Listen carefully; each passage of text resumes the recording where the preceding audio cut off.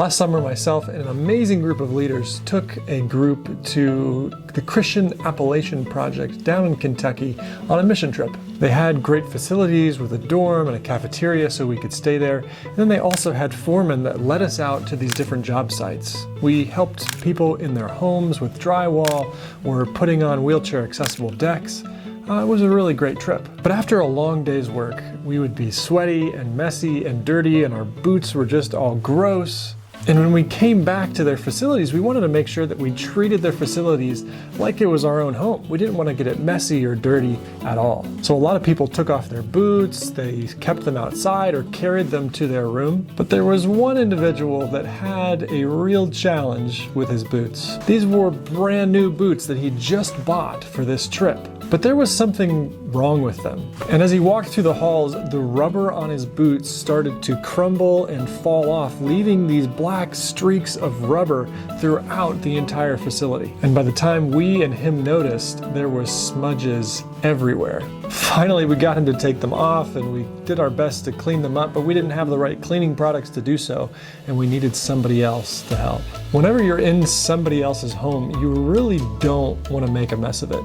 If you're in somebody else's space, you want to make sure that it's clean, that you're being good stewards of the space that they've lent to you. And if you're somebody that's made a big mess in somebody else's home, you're probably not going to be invited back. Today we're going to be discussing a family that's really created a big mess for itself. And now the boots of their family are coming apart and leaving these streaks of pain and hurt wherever they go. This is the story of Isaac, Rebekah, Esau, and Jacob. Take a few minutes to read or recap the story as a group and answer the following questions.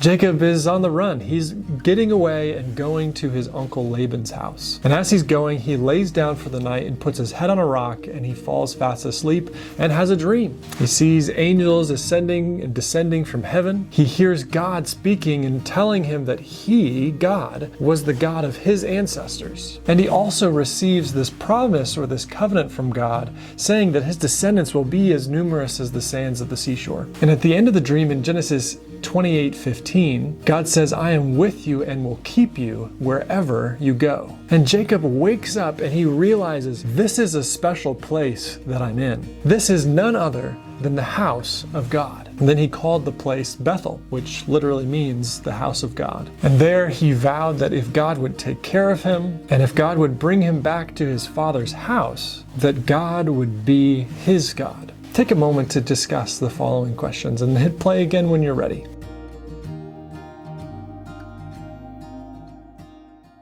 So you've done a recap of what happens in all of these different chapters. And God, also known to Jacob as El Bethel, or the God of the house of God, has kept his side of the bargain. He blesses Jacob with wealth and a large family. He protects Jacob and his family from Laban. He wrestles with Jacob and gives him a new name of Israel. He reunites the brothers of Jacob and Esau and their families. And now Jacob is back living in the land of his father. And in Genesis chapter 34, we have one of the most horrible, horrific, and awful stories in all of Jacob's life. Jacob had resettled in Canaan near Shechem, and he publicly built this altar proclaiming that God was his God. But it looks like Jacob and his family spent many years near Shechem. And as the years go by, Jacob has a little bit of a spiritual decline and kind of hits spiritual rock bottom. In Genesis chapter 34, there's no mention of God. No mention of Jacob reaching out to God for advice or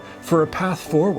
And this is where tragedy befalls Jacob and his family. In short, Jacob's daughter Dinah is raped by the ruler of Shechem's son. To make matters worse, her brothers seek for revenge and trick the people of Shechem. They then go in and slaughter all of the men of the city. This is a huge, bloody mess. The boots have fallen apart and there's streaks everywhere. And Jacob and his family are right here in the middle of it. And in this whole thing, Jacob seems barely involved. He only really speaks up when he realizes that the people that live around Shechem might come after him. Jacob's kind of blown it. And this would definitely qualify as rock bottom. Take a few minutes to discuss these questions and then hit play after you're done.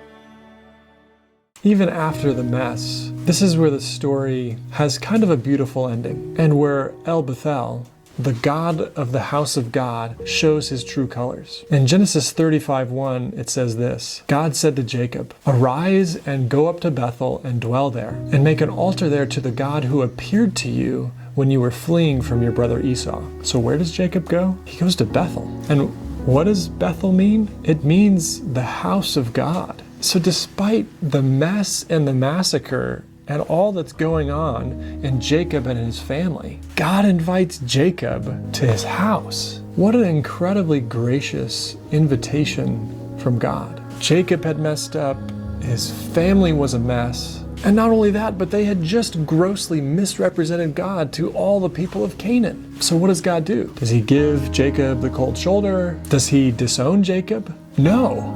He graciously calls Jacob back to the first place that he had an encounter with the living God. He invites Jacob back to his house to worship him again. When Jacob felt like a miserable failure, when he was at rock bottom, God invites Jacob closer. He doesn't push him away. What a gracious God. Even though his servants fail, he doesn't cast them aside. He calls them back into his presence. And God wants to do the same for you. Do you feel like you're in spiritual rock bottom? Do you feel like you've made such a mess that there's no way that God would invite you back to his house? I hope you'd be encouraged by this story of how, despite what was going on in Jacob's life, God invited him to his house. God wants to invite you back into his presence, back into worship of him.